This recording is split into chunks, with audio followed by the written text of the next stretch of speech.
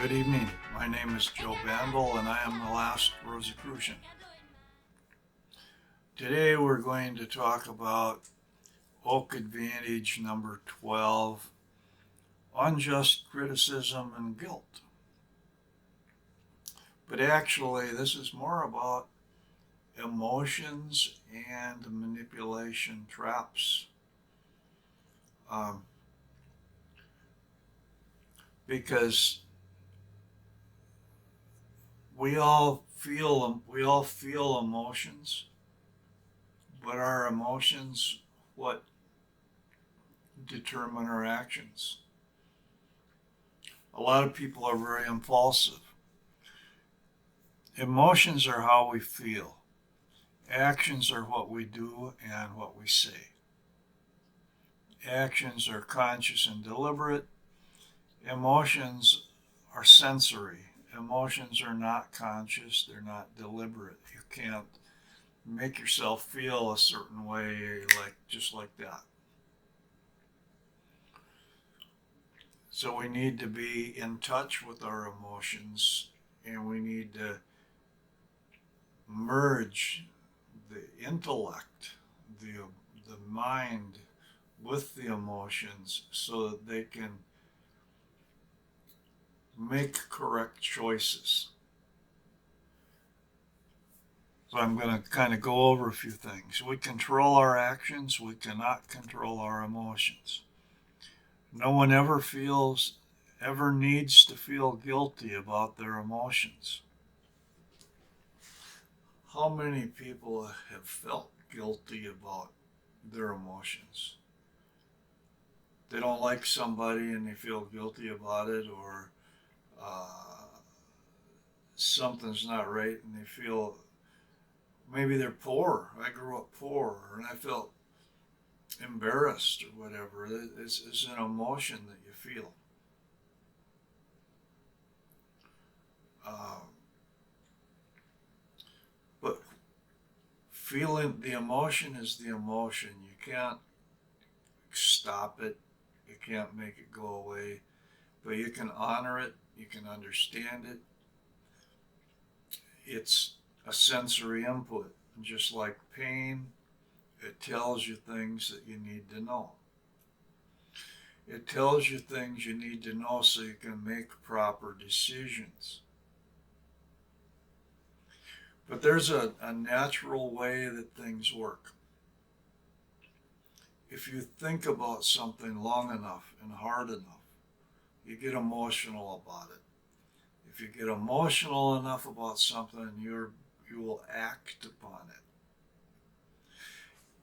it. And that's a natural thing, but neo-cheaters will provoke emotions to get you to act on things that they want in a way that they want you to do. It's called the mob mentality. They'll try to stir up, and what the general, rather than stirring one person up, they're just trying to stir a whole bunch of people up so you act like a mob and you move in the way that they want. But there's also neo cheaters that are good at just getting your goat, yanking your chain.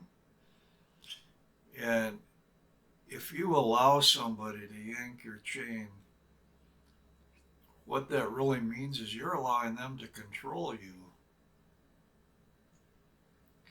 And if you want to be in control of your life, you've got to recognize when your chain is being yanked. You've got to recognize when you are being manipulated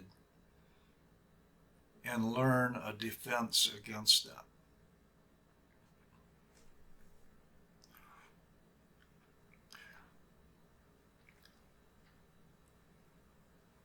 So, I'm checking my notes here. I think most of that I've covered. So let's go over a few guilt trips. And the idea is to recognize these when they're being used against you.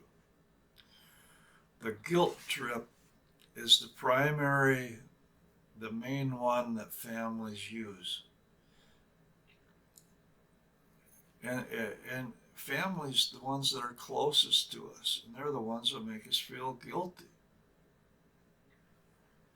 Now, why would somebody make you feel guilty? To hurt or to control? And neither one of those reasons is in your best interests. So when you recognize the guilt trip,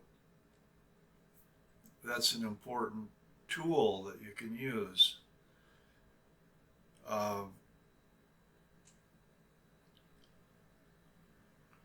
Examples of guilt trips. How can you treat me like this? You never call. You never do anything for me. Do I have to do it myself?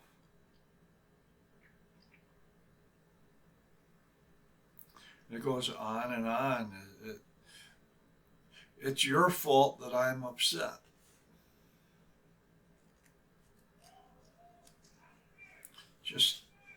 And whenever you're made to feel guilty, you're made to feel like a little child, and you feel silly and stupid.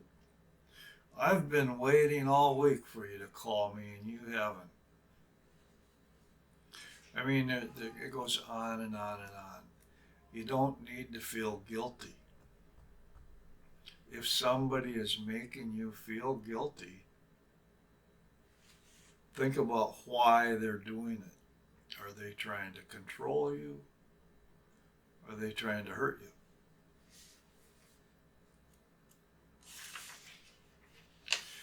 Anger.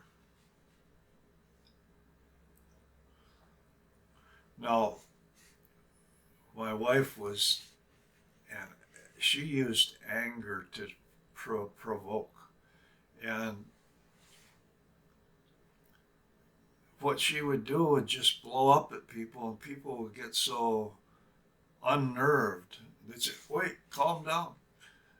You know, and they would, don't make a scene, you're embarrassing, or this or that or whatever. And I'm not taught, she tried it with me or whatever, but she did it with other people too. This was a technique that she used to get her own way. And when I was in the Air Force, there was this lady that I worked with. She even used it against the colonel, where he'd say, calm down, Maria.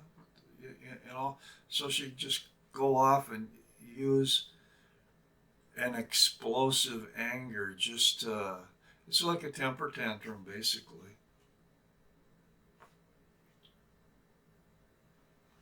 Again, you're talking about emotions, but using emotions in a manipulative way.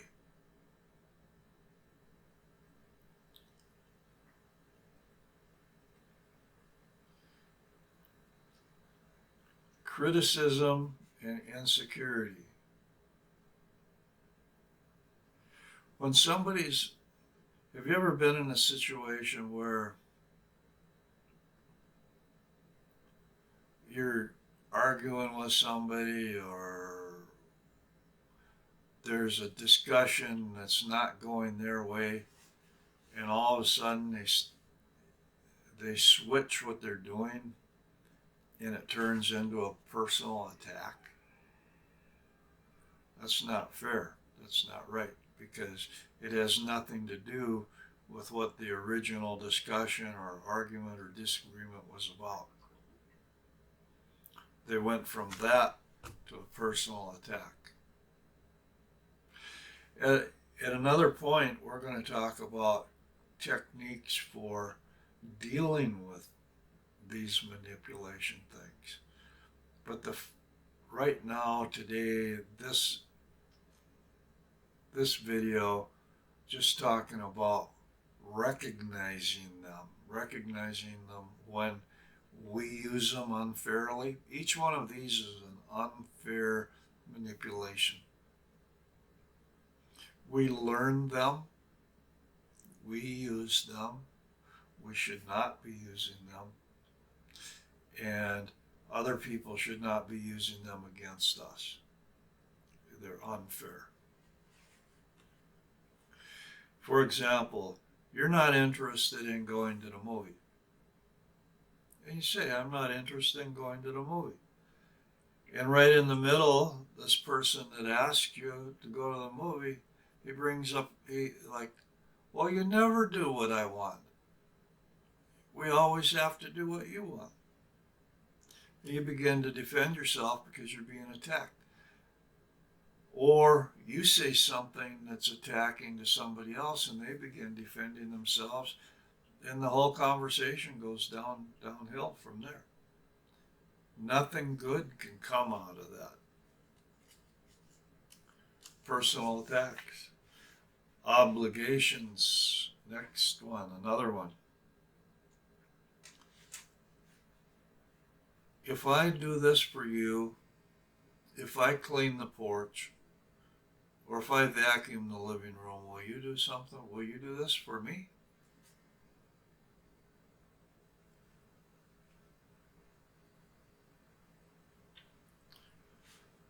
Or you do this for, it's there's a difference between bargaining and manipulating.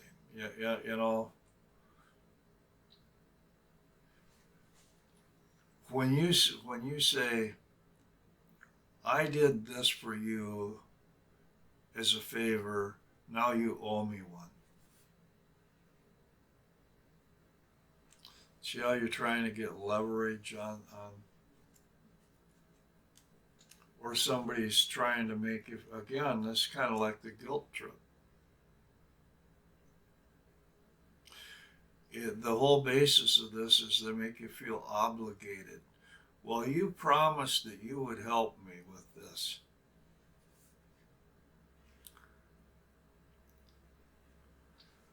Withholding.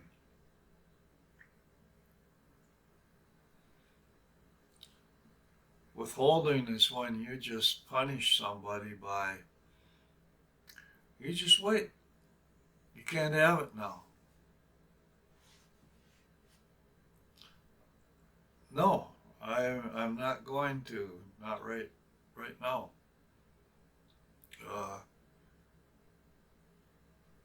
See if I ever do anything for you again. On and on. How you threaten to hold something back. Again, bringing up the fear, bringing up a fear of loss, of not getting something that you really want, or where something's taken away. This is especially true and vicious in relationships where you withdraw affection.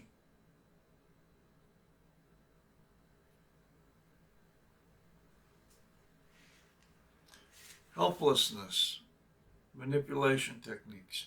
All of these things we're talking about are manipulation techniques that people use. You may recognize when you use them. It's not fair. These are not fair. Helplessness. I can't do that by myself. I don't know how to do that. You've got to help. You've got to do it for me. I'm just overwhelmed. I can't deal with all these things. I can't do it alone. And the idea is that it's done deliberately to make you comply with whatever it is that they want to do it. Each one of these manipulation techniques or traps, there are healthy ways of dealing with them. And at some point, we're going to get into those and give each one of those more thorough understanding, but for right now, I'm just kind of basically talking about it. How about hurtful teasing? Uh, Especially, uh, what would be an example of hurtful teasing? Well, you tease somebody about looking a little overweight. Uh, or let's see, what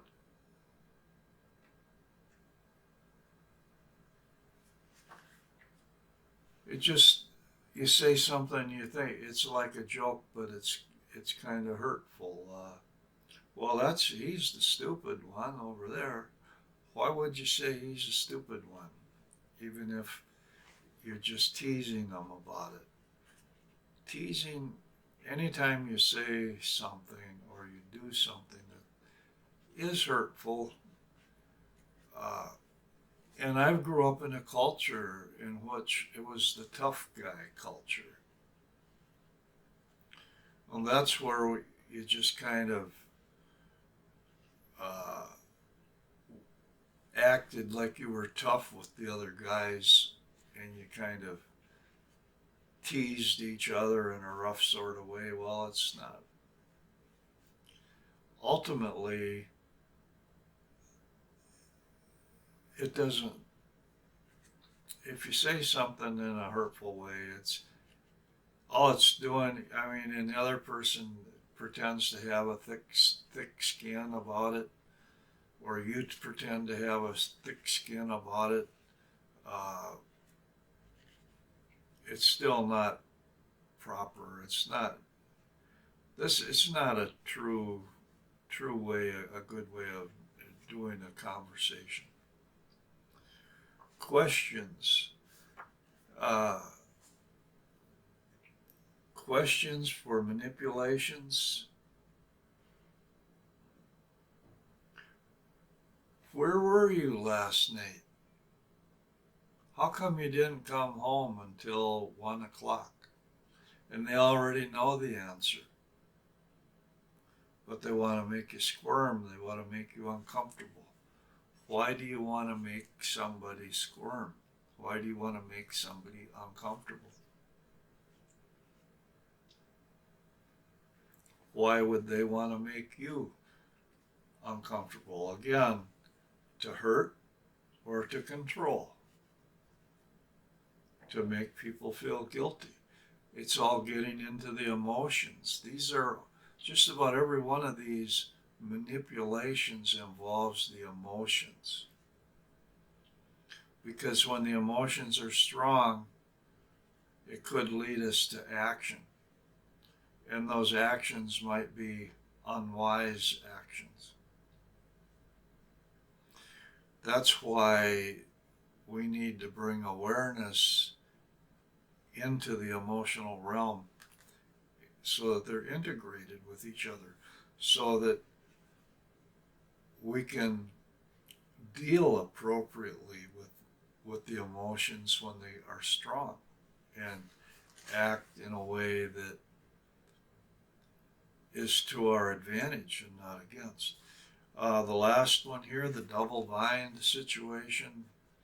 Lawyers use a double bind situation.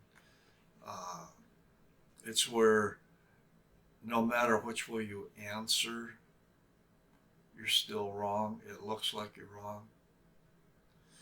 Um, if they say, well, do you still beat your wife?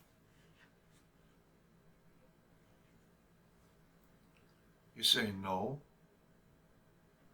That implies that you did before. You say yes. Well, I admit that you did. Uh, uh, I mean, they're unfair, and what it amounts to is they cause resentment because every one of these manipulations cause resentment because people recognize they're unfair. They recognize they're in a trap and they don't have the skills to get out of them.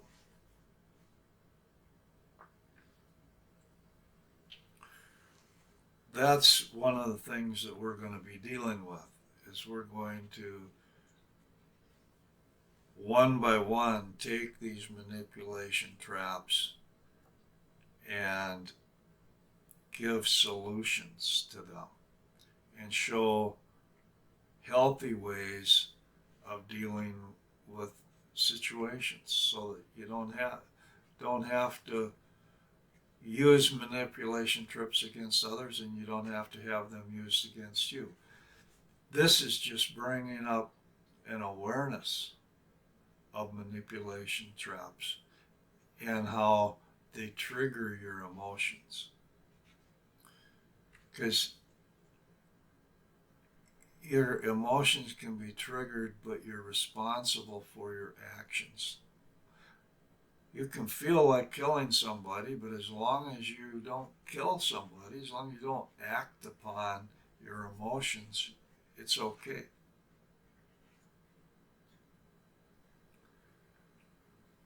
It's okay to feel a certain way. It's not okay to act a certain way. But neo-cheaters are going to try to trigger your emotions and cause knee-jerk reactions, cause ill-considered actions. And they'll do it deliberately, whether it's to buy a product that you don't need, or to cave into a sales pitch because you can't say no. It goes on and on and on like that. It's an abuse. The first step is recognizing that they exist. The next step is learning proper ways of dealing with those things, which at some point we're going to get into, but not tonight. This is the end of this advantage. See you next time.